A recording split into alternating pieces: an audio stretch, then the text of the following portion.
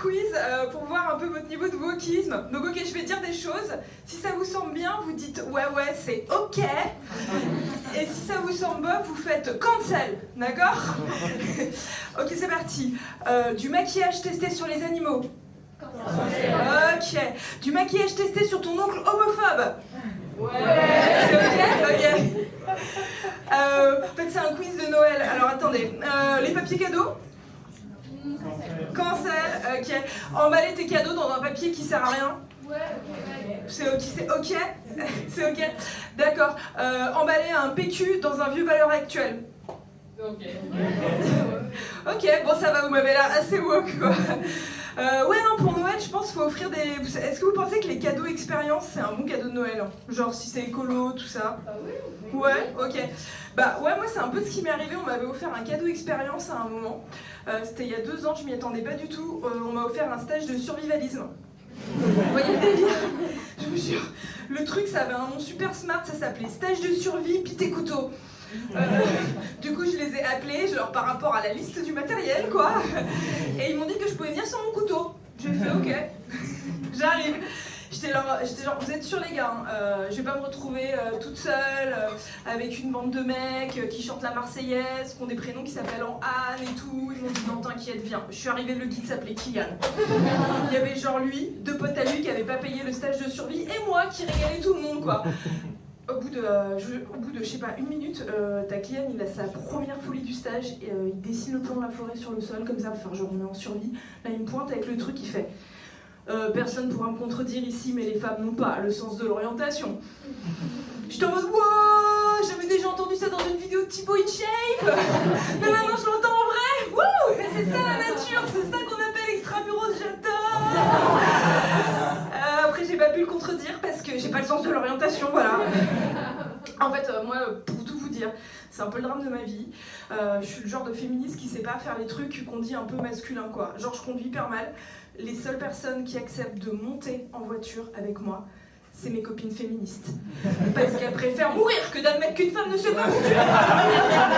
C'est chaud. Je vous jure, on a fait des routes d'hiver, là, comme ça, avec le... Je sais même pas comment ça s'appelle. C'est un délire, quoi. Et souvent les gens ils me disent ok Anne, qu'est-ce que t'as bouffé du coup au stage de survie? Parce que le concept, moi c'était pour ça que j'y étais allée, que ça m'avait chauffé, c'est que tu dois apprendre à te nourrir en nature tout seul avec ta bite et ton couteau. Moi je m'étais préparée à tout, à manger des racines, un hérisson, Kylian, je sais pas, vraiment tout quoi. En fait c'était hyper simple, on marche un peu et là on tombe sur un champ de carottes. Kylian il fait ouais, ce qu'on trouve en nature, on le prend, ok? On sait pas ce qu'il y aura demain. Du coup nous, on vole les carottes du paysan quoi. Moi j'étais en mode ouais les agriculteurs. Vous croyez que c'est les loups et les renards qui pivoculture? Mais pas du tout. C'est Kylian et les 3 connards du stage de survie quoi. Les traders cueilleurs en fait, voilà, c'est tout. Je vous jure, tout était à base de ça. À un moment on a continué à marcher. La nature nous a fait grâce de sa première offrande. Un paquet de pommes de terre dans son filet. À 20 minutes de marche de la voiture de Kylian. Et moi, sur le coup, bah, je l'ai cru, quoi, parce que je voulais vraiment vivre l'expérience. Vraiment, j'ai pas sourcillé, même quand il a trouvé les chipolatas dans le chipolatier et la sauce barbecue par terre. Vraiment, les cadeaux expérience, je sais pas trop, quoi. Moi, je me prépare, du coup, à... Il y en a qui sont contents de... Est-ce qu'il y en a qui sont pas contents, déjà, d'aller à Noël, là, le 24 ? Un peu, ah ouais. Ouais, bah ouais. Moi, moi, globalement, j'ai de la chance, ça se passe bien dans ma famille, mais c'est un peu... on n'a pas trop l'esprit de Noël. Déjà, il faut remettre le truc dans le contexte. Moi, à la base, je viens d'une famille d'agriculteurs bretons, on est très pieux, donc tout le monde fait tout le temps des signes de croix, comme ça, pour répandre le Monsanto. Et dans ma famille, pour vous dire à quel point on fait ça, nous on joue pas au jeu des 7 familles, on joue au jeu des 7 cancers quoi. Vraiment on est là. Alors dans la famille cancer des couilles, je veux le père, ok, le fils, ok, la grand-mère, oui merci. Ouais ma grand-mère, il y a 2 couilles qui lui sont poussées à un moment tellement elle déversait des insecticides quoi. Après il y en a une 3e, bon c'était une tumeur. Après ouais, l'intérêt avec les insecticides quand même, c'est que du coup t'as l'héritage plus tôt quoi. Ça c'est bien. Maintenant j'ai un grand appart à Paris, je peux faire du stand-up, ouais, c'est pas peur de pour tout le monde quoi. Bah ouais, non mais voilà, hein, le malheur des uns profite toujours aux autres, vous inquiétez pas. Ouais non, donc là ouais, bon Noël on a un peu gardé cet esprit comme ça, paysan. On est très sobre dans ma famille sur les cadeaux. Des fois, sobre, ça veut juste dire radin, quoi, vraiment. Moi, j'avoue, je suis maxi radin. En fait, pour moi, Noël, c'est vraiment un tableau recettes, dépenses, quoi. C'est-à-dire que le cadeau que moi, je vais offrir de tout mon cœur, il doit me rapporter autant, en fait, que ce que j'ai offert, quoi, vraiment. Et puis, je sais pas, on n'a pas l'esprit de Noël, en fait, je sais pas ce qui se passe, on a toujours peur de se planter, donc vraiment véridique, je sais, enfin là, ça y est, Noël, il est foutu, je sais déjà comment ça va se passer. En fait, chaque personne de ma famille avait peur qu'on lui offre un cadeau de merde. Du coup, chacun a acheté son propre cadeau, et là, on est en train de faire les virements, quoi. Voilà. Oh, la magie. Non, vraiment. J'avoue, après, moi, je l'ai fait aussi. Moi, j'ai demandé vraiment un cadeau. J'ai demandé une paire de gazelles, voilà. Je l'ai pas encore reçu, du coup. Je regarde, non, je l'ai pas encore reçu. J'ai demandé ça, c'est pas un choix, en fait, c'est ma podologue qui m'a prescrit ça. Ouais, je suis arrivée à un âge où c'est ma podologue qui fait mon style, voilà. C'est chaud. Ouais, non, puis moi, Noël, là, ça va être aussi, il va y avoir une dimension symbolique hyper importante, parce que je sais pas si ça se voit, mais je suis actuellement enceinte, voilà. Ouais. Il me reste 2 mois, franchement, ça se voit à peine, il y a 1 mois, ça se voyait même pas, j'étais dégoûtée, je suis allée au cours de, vous savez, préparation à l'accouchement, les reps, ils avaient plus de bites que moi, quoi. Les hommes, toujours meilleurs, quoi, vraiment, j'ai trop le seum. Non, ouais, du coup, ça va être incroyable ce Noël parce que moi, c'est mon premier enfant. Donc, en fait, je vais vraiment passer de enfant de la famille qui reçoit des cadeaux à une autre identité. En fait, l'an prochain, je vais devenir le Père Noël, en fait, les gars. Quoi. Je suis assez radine, j'avoue que j'ai vraiment pas envie de lâcher les cadeaux à mon enfant, quoi. Vraiment pas. Sinon, il y a vraiment un truc que je trouve trop bien sur l'expérience de la grossesse. Moi, personnellement, les hormones, ça me booste. J'adore. En fait, je sécrète mon propre LSD actuellement. C'est trop bien. Je suis tout le temps de super bonne humeur, c'est incroyable. Même si vous riez pas mes blagues, je m'en serais pas rendu compte. Je ris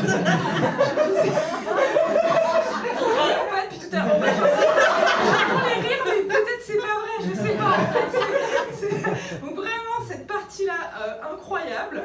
Voilà, je valide 7 sur 7, 10 sur 10, voilà. Ah, maintenant, c'est petite couleur, maintenant en école Montessori, couleur verte, vraiment. Incroyable. Et non, voilà, trop bien.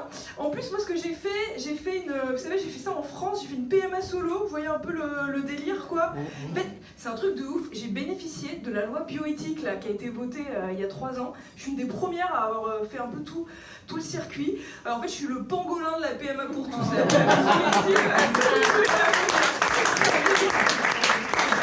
J'ai tout fait, je veux dire, j'ai même congelé mes ovocytes au début, quoi. C'est-à-dire que moi, j'avais des ovocytes dans un frigo à Bondy. Dans un hôpital, les gars, hein, vraiment. Pas dans le frigo d'un otaku au centre de Fanta, rassurez-vous, quoi. Non, c'est trop bien. Puis je sais pas, vous l'avez peut-être compris, moi je suis assez écolo. Je trouve que c'est une démarche écolo de congeler ses ovocytes parce qu'en fait, t'as des ovules comme ça, c'est comme des pièces détachées qui sont dans un frigo. Et puis quand tu vieillis, quand t'es un peu, tu peux te retuner avec, quoi. C'est l'upcycling en fait, les frères, quoi. Je suis une meuf dans la vie, mon mantra c'est de dire ce que je peux faire avec mon grippin, je peux le faire avec mon vagin, voilà. Vraiment, c'est ma maxime de vie, quoi. Donc j'avais fait ça. Après, du coup, je suis rentrée dans le processus de la PMA solo, tout ça, et je comprends vraiment pas pourquoi on appelle ça PMA solo. Il n'y a pas façon plus collective de faire un enfant, quoi. Déjà, donc moi, je l'ai fait grâce à la France, donc ça a été voté par les députés. Ça veut dire qu'il y a des vieux mecs blancs de 50 ans qui ont compris ma détresse, quoi. C'est vraiment flippant. Genre, je les vois trop, ils sont allés sur Tinder, ils ont fait ouais, non, je vois bien le problème, ouais. Il faut vraiment donner la PMA aux femmes célibataires, quoi. Un tien vaut mieux que 2 mecs qui disent on verra bien, hein. C'est ouf. Après, j'ai fait un transfert d'embryon, quoi. Il y avait plein de médecins avec moi, ils étaient genre 4, ils étaient là, wouh, trop bien et tout. Enfin, en fait, c'était partout médicalement assisté, les gars. Souvent, j'ai fini là-dessus. Des fois, en fait, on me pose pas. Franchement, je dois trop traîner dans les milieux woke parce que personne ne me remet en question et tout. Moi, j'ai pas de vieil oncle qui m'emmerde et tout. Mais bon, en gros, des fois, même moi, je me dis, purée, je fais ça sans père et tout, quand même, c'est chaud. En fait, je sais pas, parce que à un moment, je bossais dans une. En fait, moi, je me dis même pas comment je vais expliquer à mon enfant qu'il a pas de père, je me dis comment je vais lui révéler l'existence des pères, quoi. À un moment, je bossais bossais en crèche, on les voyait jamais les gars quoi. Vraiment, la seule fois où je me disais si ils existent, c'est quand je voyais un gamin qui arrivait avec des fringues dépareillées, mais sinon vraiment. Et puis de toute façon, j'ai trouvé une technique, je pense que ça peut venir au moins 4 ans ou 5 ans au début de sa vie. En fait, je vais rebaptiser mon chat Papa, voilà. Franchement, vous allez voir, c'est scrud. Si on lui dit, bah alors, il est où ton père? Il fait, eh ben là, il a joué avec ses balles toute l'après-midi, il fait la sieste, voilà. Je lui mentirai sans problème. Mais bon, voilà, ok, merci beaucoup.